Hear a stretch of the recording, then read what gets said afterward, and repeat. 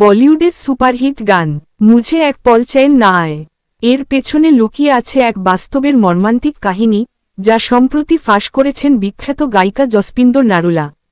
১৯৯৭ সালের ছবি জুদাই এই গানটি রেকর্ডিংয়ের সময়েই যেন রিয়েল লাইফেও জুদাই বিচ্ছেদ নেমে এসেছিল প্রযোজক বনি কাপুরের প্রথম স্ত্রী মোনা শৌরি কাপুরের জীবনে।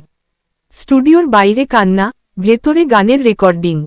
সম্প্রতি এক সাক্ষাৎকারে জসপিন্দর নারুলা জানান, সেই সময়টায় তার কানের মারাত্মক সংক্রমণ হয়েছিল। একটি কান সম্পূর্ণ বন্ধ ছিল, অত্যন্ত কষ্ট করে তিনি গানটি গেয়েছিলেন। কিন্তু গানের রেকর্ডিং চলাকালীনই বাইরে ঘটছিল এক করুণ নাটক। জসপিন্দরের ঘনিষ্ঠ বান্ধবী ছিলেন মোনা কাপুর। সেই কঠিন সময়ের কথা রেকলিং করে জসপিন্দর জানান, মোনা আমাকে বলেছিল, গানের রেকর্ডিং যখন চলছিল তখন তুমি ভিতরে গান গাচ্ছিলে আর আমি বাইরে স্টুডিওর সিঁড়িতে বসে কাঁদছিলাম। কারণ সেই সময়েই আমি বনি আর শ্রীদেবীর সম্পর্কের কথা জানতে পেরেছিলাম।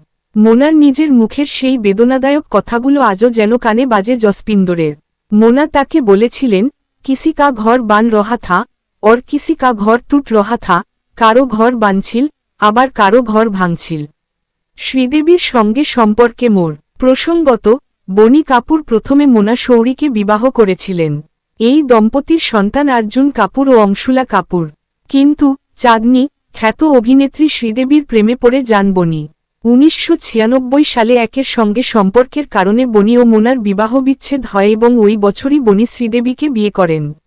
এই ঘটনা মোনার জন্য ছিল বজ্রপাতের মতো, যা তার দাম্পত্য জীবনে অন্ধকার নেমে আসে। মোনার শেষ জীবন ও মৃত্যু, এই নির্মম বাস্তবতা মেনে নিয়েও নিজেকে শক্ত রাখার চেষ্টা করেছিলেন মোনা। তিনি টেলিভিশন প্রযোজক হিসাবে নিজের ক্যারিয়ার গড়ে তোলেন এবং সন্তানদের মানুষ করেন। কিন্তু কয়েক বছর পর তিনি ক্যান্সারে আক্রান্ত হন। ২০১২ সালের ২৫শে মার্চ মাত্র ৪৮ বছর বয়সে মুম্বইয়ের হিন্দুজা হাসপাতালে মাল্টিপল অর্গান ফেইলিয়ারে মোনা কাপুর শেষ নিঃশ্বাস ত্যাগ করেন। তার মৃত্যুতে বলিউড শোকস্তব্ধ হয়ে পড়ে। প্রসঙ্গত, কয়েক বছর আগে ২০১৮ সালের ডিসেম্বর মাসে দুবাইয়ে এক দুর্ঘটনায় মারা যান অভিনেত্রী শ্রীদেবী। জসপিন্দরের এই বক্তব্য সেই সময়ের স্মৃতি আর ভাঙাচেনা বোনা মনকে আবার আলোড়িত করে তুলল সোশ্যাল মিডিয়ায়।